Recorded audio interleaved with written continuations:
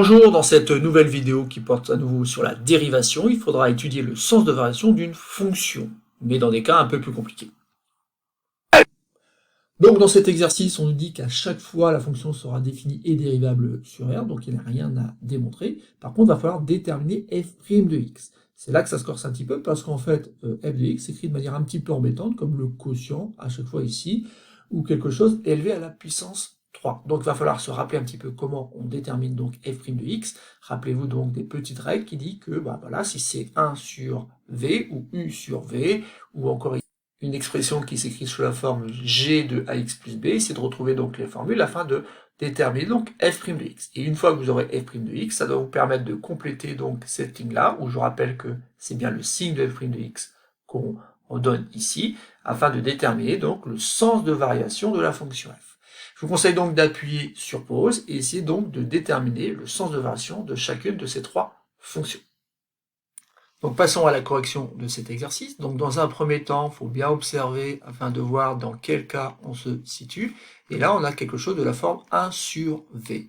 Autrement dit, f de x s'écrit 1 sur v de x avec v de x qui n'est rien d'autre que l'expression x au carré plus 4.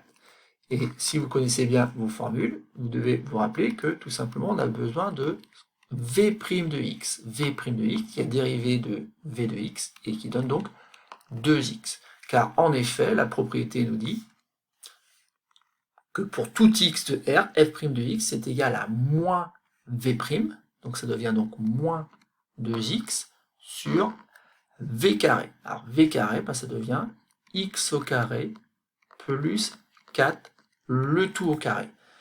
Donc c'est l'expression de f' de x, et surtout, n'allez pas développer au dénominateur. Interdiction de développer au dénominateur. Pourquoi? Parce que ce qui nous intéresse, c'est le signe de f' de x. Or, on sait déjà que le signe du dénominateur est positif. En effet, puisque le dénominateur s'écrit comme le carré de l'expression x au carré plus 4, une quantité élevée au carré, c'est toujours supérieur ou égal à 0. Sauf qu'ici, l'expression x au carré plus 4 ne peut pas s'annuler, et donc c'est strictement supérieur à 0. Et donc, puisque le dénominateur est tout le temps de signe positif, et ça va se répéter à chaque fois, il suffit simplement d'étudier le signe du numérateur. Et donc on dit que f' de x est du signe de moins 2x. Alors attention, bien sûr, moins 2x change de signe pour la valeur 0. En effet, moins 2 multiplié par 0, ça donne 0. Et propriété de la classe de seconde, qui parfois pose problème, et pourtant c'est très simple, moins 2 étant négatif, en fait on a une expression ici, moins 2x, qui pourrait représenter l'expression d'une fonction linéaire, donc qui serait décroissante, et donc vous voyez bien qu'on partait des valeurs positives pour aller vers la valeur négative. Donc ici je vais mettre un plus, et là un moins, et donc je vais obtenir donc quelque chose qui est donc croissant et décroissant. Ce quelque chose, bien sûr, c'est la fonction f. Il ne me reste plus qu'à rajouter l'image de 0, et là ça se fait très facilement, puisque l'image de 0 c'est tout simplement 1 quart.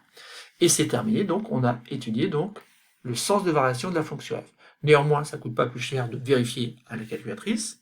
Et donc si je prends la calculatrice de mon de la courbe, bon, vous voyez qu'ici j'ai une fonction qui semble être croissante puis décroissante. Si la fenêtre ne vous satisfait pas, c'est pas très grave. Il suffit simplement ici de bien voir que apparemment la valeur la plus importante qu'on va obtenir c'est 1 quart. Donc forcément si je monte jusqu'à 3,1, c'est peut-être un peu beaucoup. Et donc ici je peux aller jusqu'à 1. Et surtout, en fait ici, descendre jusqu'à moins 3, ça n'a pas beaucoup d'intérêt. Donc si je descends à moins 0,2, j'aurai quelque chose peut-être de plus facile à regarder, à vérifier. Donc ici, vous voyez bien qu'on a bien une fonction qui est croissante dans un premier temps, puis décroissante, avec une valeur ici maximale, qui semble être 1 quart. Voilà, on va pouvoir donc passer au petit b. Là encore, il va falloir mettre la bonne paire de lunettes et surtout bien observer quelle est la forme de l'expression. Et bien ici, on est plutôt sur la forme u sur v. Donc j'écris que f de x est égal à u de x sur v de x. U de x, c'est tout simplement moins 3x. Et donc u' de x, puisque vous devez savoir qu'on en aura besoin, ça donne moins 3. pour v de x, eh ben, j'obtiens 1 plus x au carré, et j'aurai besoin aussi de v' de x pour utiliser ma formule, et donc ici ça devient 2x. Et donc d'après la propriété, je peux écrire que pour tout x de R, f' de x est égal donc à u'v, alors attention ici, moins 3 multiplié par, entre parenthèses, 1 plus x au carré, moins uv'. Donc ça devient moins 3x, facteur de 2x. Le tout donc sur v carré, or v carré, ça s'écrit 1 plus x au carré, le tout au carré. Bon, il va falloir maintenant rendre ça beaucoup plus simple, donc en ici développant, ça donne moins 3, moins 3x au carré. Ici, j'ai moins par moins qui donne plus, et donc ici, ça fait plus 6x au carré. Le tout sur 1 plus x au carré, le tout au carré. Pour les mêmes raisons que tout à l'heure, bien sûr, il est hors de question d'aller développer le dénominateur, puisque je connais déjà le signe du dénominateur. Par contre, au numérateur, je vais avoir donc maintenant 3x au carré moins 3, et donc tout ça sur 1 plus x au carré au carré. Alors, arrêtons-nous un petit peu ici, là, donc pour bien voir qu'en fait, au dénominateur, c'est gagné, hein, ça c'est bon, on sait que c'est de signe positif, puisque c'est une quantité élevée au carré et qui ne s'annule pas.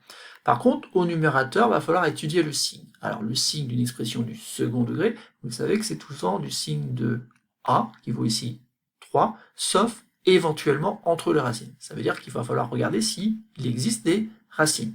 D'où l'idée ici de ne pas utiliser le discriminant afin d'étudier les racines, mais plutôt de bien observer l'expression et de voir qu'en fait, une petite factorisation nous permettra de gagner du temps. Alors cette factorisation, dans un premier temps, c'est une factorisation par 3, qui va donner donc 3 facteurs de x au carré moins 1. Mais là, x au carré moins 1, ça doit me faire penser à quelque chose. Ça doit me faire penser à quelque chose de la forme a au carré moins b carré. Et du coup, au numérateur, quand je factorise, ça fait 3 facteurs de x plus 1 facteur de x moins 1. En effet, ici a correspond à x, on a bien a au carré, et ici donc 1 au carré, b est égal à 1. Et donc la forme que je vais choisir pour f' de x, c'est la suivante, donc 3 facteurs de x plus 1 facteur de x moins 1, le tout sur 1 plus x au carré au carré. Alors pourquoi je choisis cette forme-là? Parce que maintenant je sais qu'au numérateur, j'ai une expression du second degré qui s'annule donc en 1 et en moins 1, et donc elle va changer de signe entre ces valeurs moins 1 et 1. Donc résumons, f' de x est du signe du numérateur car le dénominateur 1 plus x au carré, le tout au carré, est tout le temps positif. Et en plus, au numérateur, donc je fais en sorte de mettre en évidence donc les racines. Donc ça veut dire que f' de x est tout le temps du signe de 3, donc tout le temps positif, sauf entre les valeurs moins 1 et 1. Ça y est, j'ai le signe de f' de x, puisque de moins l'infini à moins 1, et ben ça va être du signe de A, donc 3, qui est positif. Après 1, ça va être positif. Et entre les deux, ça va être négatif. Donc j'ai une fonction qui, dans un premier temps, est croissante, puis décroissante, puis à nouveau croissante. Bon, il faut maintenant calculer f de moins 1 et f de 1. Et attention ici, c'est bien dans l'expression de f de x que je vais remplacer donc x par moins 1. Et donc en faisant ce calcul-là, je vais obtenir ici 3 demi. Et de la même façon, si je remplace donc x par 1 dans cette expression-là, ça fait moins 3 au numérateur sur 1 plus 1 au carré, donc moins 3 demi. Donc voilà, donc c'est cohérent, puisqu'il faut mieux que moins 3 demi soit plus petit que 3 demi. Et pour le reste, si on a un doute, on prend donc la calculatrice afin de vérifier qu'on ne s'est pas trompé. Passons maintenant au petit c. Alors, petit c, avec une expression qui peut être un peu déroutante, parce que c'est une propriété qu'on a peut-être un peu trop vite tendance à oublier, et ça, c'est quelque chose de la forme g de 5x moins 2. Alors, ça veut dire qu'en fait, ici, je reconnais un truc de la forme grand X au cube, où grand X, c'est l'expression affine qui correspond à 5x moins 2. Donc ici, la fonction g, c'est la fonction donc cube, Et on a une propriété dans ce cas de figure. On nous dit tout simplement que dans ces cas-là, f' de x se calcule en faisant a, qui vaut ici 5, multiplié par g' de ax plus b. Donc essayez de retrouver cette formule-là. Si vous ne l'avez pas, donc il va falloir donc l'apprendre. Donc ici, a vaut 5, et donc b vaut moins 2. Et ça va me permettre donc de calculer f' de x. Mais pour obtenir donc f' de x, vous voyez bien dans la formule, il faut g' de x. Alors g' de x, c'est rien d'autre que la dérivée de la fonction cube, qui est donc 3x au carré. Et donc ici, f' de x, je vais l'obtenir donc en faisant 5, multiplié donc par 3, x au carré, bah pas vraiment en fait, c'est ici 5x moins 2 élevé au carré, puisqu'en fait c'est g' de cette quantité-là. Donc ça fait g' ici de 5x moins 2, et ben je vais le remplacer à niveau de x. D'où l'expression que j'ai reportée ici. Et là, pour le coup, bah, j'obtiens tout simplement 15 facteurs de 5x moins 2 au carré. Et après, bien sûr, attention, ici, interdiction de développer, parce que ce qui nous intéresse ici, c'est le signe de f' de x. Or, ici, vous avez une quantité qui est supérieure ou égale à 0, multipliée par un nombre qui est 15, qui est un entier positif. Donc vous voyez très bien que, en fait, f' de x est tout le temps supérieur ou égal à 0. Alors ça suffirait pour en déduire que f est croissante.